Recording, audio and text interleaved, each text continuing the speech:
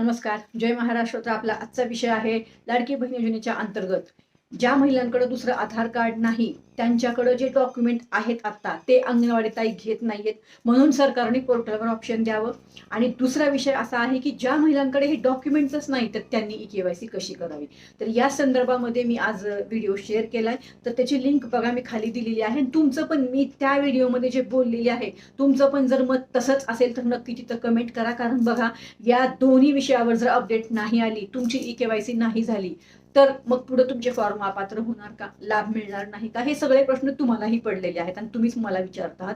तर त्याच माध्यमातून मी आज हा व्हिडिओ शेअर केलेला आहे.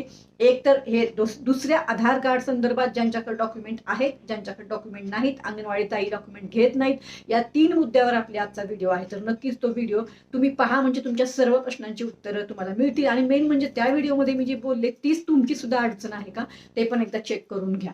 चला तर मग परत भेटू. धन्यवाद. जय हिंद, जय महाराष्ट्र.